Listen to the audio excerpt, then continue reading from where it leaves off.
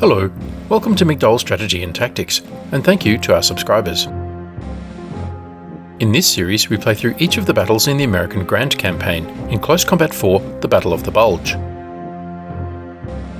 We use historical World War II US Army doctrine to plan and conduct each battle. We start on the strategic map. It is 1600 hours on December 21, 1944, and the weather is overcast. Artillery has been allocated, there is no air support, and no supply drops. In the last episode, the US 14th Cavalry Group fought the German Kampfgruppe Piper from 1st Panzer Division at Simmerath. The result was a total American victory, and the German Kampfgruppe was forced to disband. The next battle is at Weiler between the US 10th Armored Division and the German Kampfgruppe Fallois from the Lehr Division. Commander, Weiler is a small village, but it straddles an important route and therefore must be defended. The buildings and the woods both provide good cover. Focus your defence on the crossroads to the east, but don't forget your flanks. It is crucial that you delay the enemy for as long as possible. On the US side is an American armoured battle group from the 10th Armoured Division under command of Captain Cherry. It moves fast and reserves are full. The company consists of 3 platoons.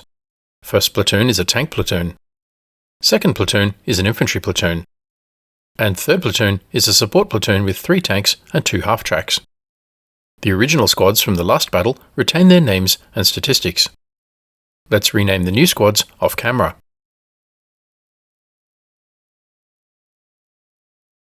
Now, let's review each of the squads. 3-1 is 3rd Platoon Headquarters Command Sherman. 1-1 is 1st Platoon Headquarters Command Sherman. 2-1 is 2nd Platoon Headquarters. 2-2 is a Rifle Squad. 2-3 is a Rifle Squad. 1-4 is an M4 Sherman 75mm medium tank. 1-3 is an M4 Sherman 75mm tank. 1-2 is an M4 Sherman 75mm. 3-3 is an M5 Stuart 37mm light tank. 3-5 is an M21 81mm mortar motor carriage. 3-4 is an M3 heavy machine gun half-track. 2-5 is a Browning 30 caliber medium machine gun. 2-4 is an M9 bazooka team. 1-5 is an M7 Priest 105mm. And 3-2 is an M5 Stuart 37mm tank. Next, let's look at the map and conduct a commander's estimate of the situation.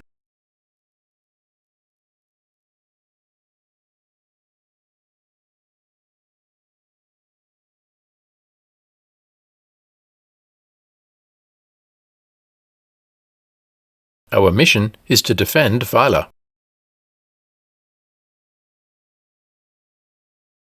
The village of Weiler sits at the crossroads between roads to Longville to the west, Wiltz to the southwest, the Siegfried Line to the south, the Reich to the east, and Dasburg to the northeast. In general terms, the terrain is higher in elevation to the east, and the slope falls away to the west. The area immediately around the village is open, but beyond a couple of hundred metres, all is snowy wooded hills. North of Weiler is Hill 419. To the southwest is Hill 425. Observation is generally good over the open areas, but limited in the woods. The woods provide good concealment, particularly for dug-in infantry, but only limited cover. The wooden buildings in the village are not much better. The wooded hills restrict vehicle movement to the roads and open fields, although infantry have no such constraints. Vehicle movement through the trees is slow, and bogging is a constant risk. As such, the crossroads to the east and the T-junction to the west are both key terrain. Both locations control movement beyond the village.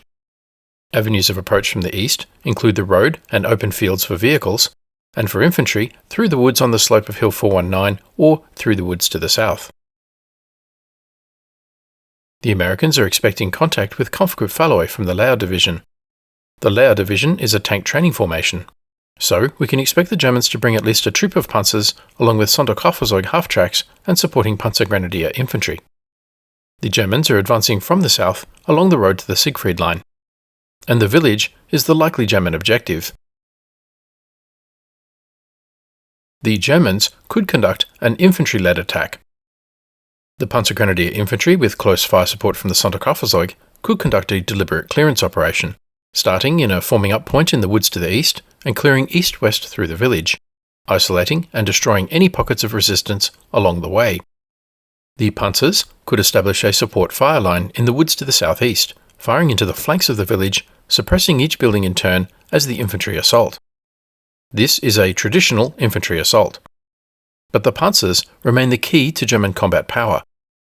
So the killing zone could be the woods to the southeast as the panzers move to the support fire line. The Germans could alternatively conduct a panzer-led attack. The Sonderkraftfahrzeug could move through the woods to the southeast to set up a support by fire position on the edge of the tree line, firing into the southern side of the village. The panzers could then form a solid steel mass and overrun the village at speed, destroying everything in their path. The Panzergrenadier infantry would follow the panzers and mop up any surviving pockets of resistance in the village. The killing zone could be the crossroads to the east, where the panzers would be likely to emerge into the open, nicely bunched up. One option for the Americans is to organize and occupy a defensive position. The infantry of 2nd Platoon, the support echelon, would anchor the defense of Weiler, occupying blocking positions in the village buildings. The defensive position would be thickened by 3rd Platoon's vehicles, enacting a security mission, interspersed amongst the infantry in the village and firing down sightlines. 1st Platoon, the striking force, would form a firing line to the southwest of the open ground, where the ground drops away to the wooded slopes. Firing from hull-down position in echelon right formation, they would concentrate fire on the crossroads to the east, and bring oblique fire on the assaulting forces, whether Panzergrenadier infantry or panzers. Rather than allow the Germans to set up an attack and then defeat them post-H hour, the Americans might instead want to preempt the attack and destroy it before it begins. Much like a boxer, this would be a block-block strike. The first block would be the tanks of 3rd Platoon, occupying one of the possible German forming up points as a security mission. Positioned north of the road to the Siegfried Line, these tanks would block German movement up that road. The 2 half-tracks would be detached, in depth, behind the village. The second block would be the infantry of 2nd Platoon, the support echelon, occupying the village buildings. The bazooka would be positioned forward to counter tanks breaking through, with the medium machine gun also forward to counter infantry in the open. The strike, or right hook, would come from the 5 tanks of 1st Platoon, the striking force. In line formation, to maximise power to the front, the tanks would advance slowly to the east through the woods, catching the German formation in the flank with devastating fire.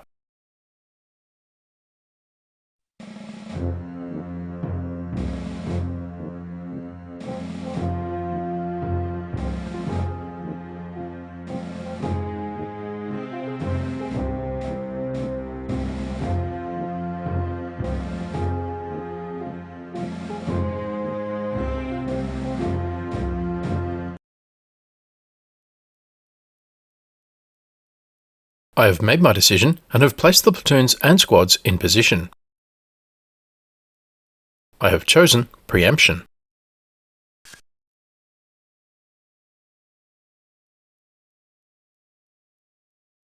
First platoon is the striking force, in line formation at the edge of the woods. 5 cannon and twice that in machine guns, all facing east.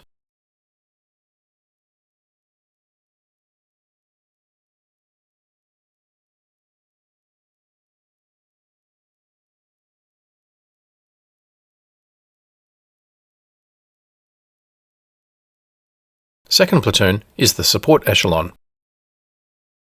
dispersed amongst the buildings and defending the village.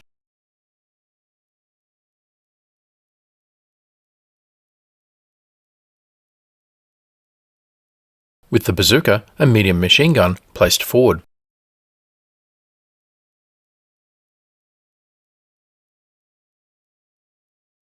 And third platoon is the reconnaissance element, conducting a security mission along the road.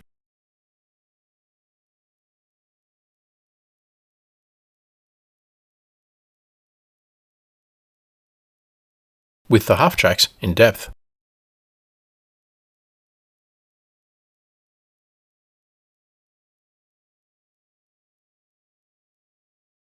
And so we begin. 2 Sturmgeschütz.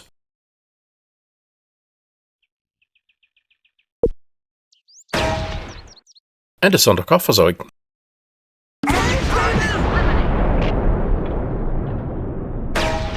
One of the tanks destroys the first Sturmgeschütz.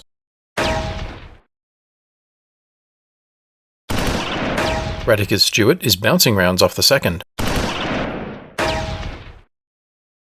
Sergeant!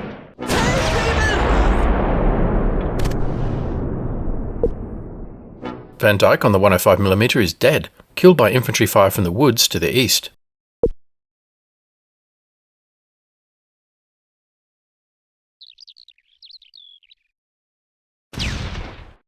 A Puma moves north.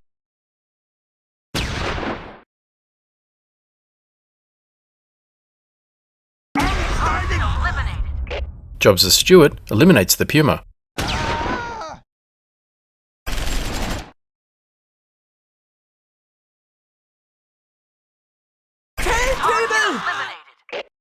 The crew are also eliminated.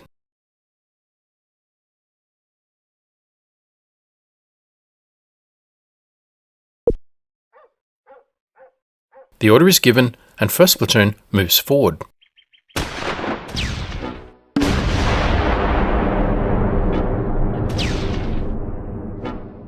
Another Puma in the woods. And a Sonderkopffahrzeug. His armor's too thick!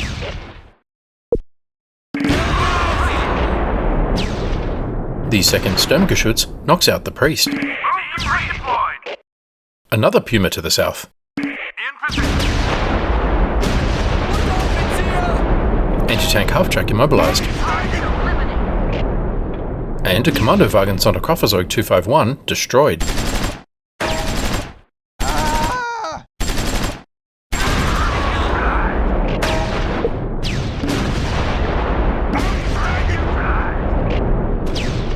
Another Kommandowagen destroyed. Reeves' Sherman is immobilized. Zuccotti lines up the Puma. Ramasa gets there first, destroying the Puma.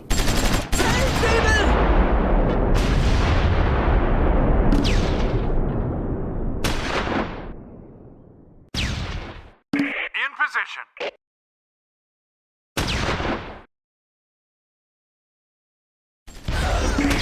No clear path! Van Dyke in the Sherman is killed and his Sherman immobilized. Keep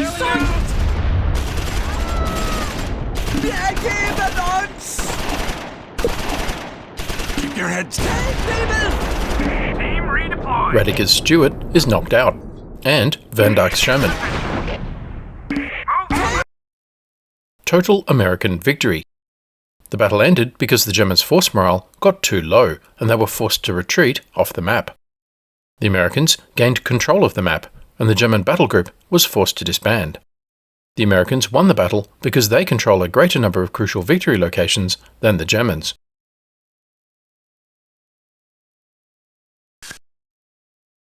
The Americans lost 6 killed, 2 wounded, 3 tanks destroyed, and 1 tank damaged. The Germans lost 11 killed, 11 wounded, 8 prisoners, 2 tanks destroyed, and 6 armoured vehicles destroyed. Let's examine the American squads. Padilla and Zuccotti's command Sherman is credited with an armoured car kill. Spears is also credited with an armoured car kill and shares credit for another with Fernandez. Ramasa is awarded the Bronze Star. Sadly, Van Dyke and Britt are killed and Garofalo wounded. Moon and Garofalo share credit for a tank kill.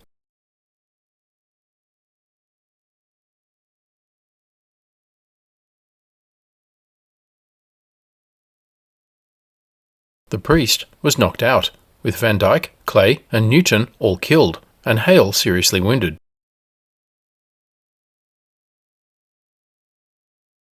While 1st Platoon in the strike element took the brunt of battle, 2nd Platoon in the support echelon saw none of the fighting.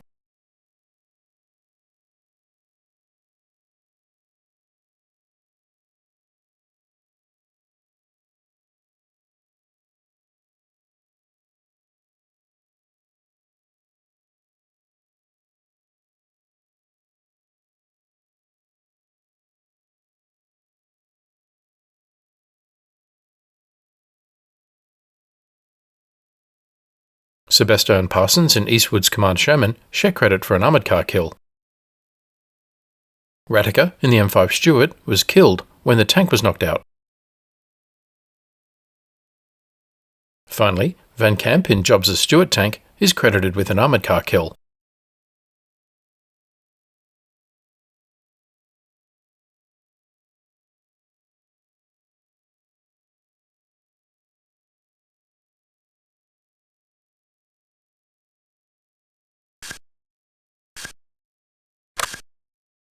So far, the campaign remains a major American victory. The Grant campaign has 11 days remaining. Your defence of the Ardennes is progressing better than your historical counterparts. The Americans dominate the entire front line east of the Our River. The Germans cling on to Esch-sur-Sûre and Echternach in the south. Over the campaign, cumulative American losses are 399 killed in action, 400 wounded in action, 54 tanks, 5 armoured vehicles, and 18 guns. Cumulative German losses are 1,042 killed in action, 998 wounded in action, 154 tanks, 152 armoured vehicles, and 1 anti-tank gun.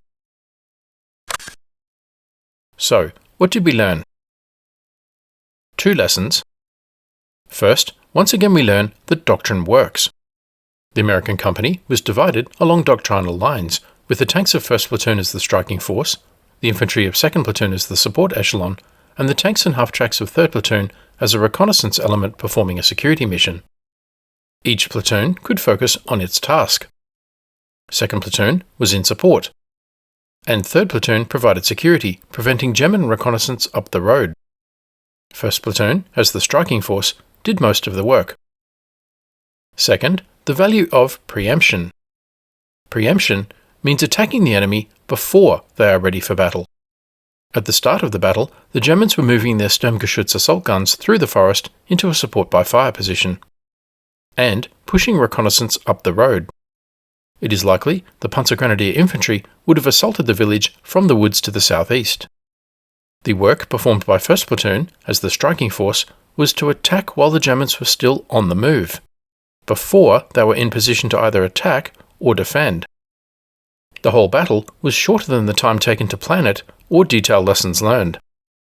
In a brutal armoured close combat in a forest, the Americans came out on top, and the Germans never even got to their start line. Let me know what you think in the comments. Thanks for watching. Please remember to like, comment, subscribe, and donate.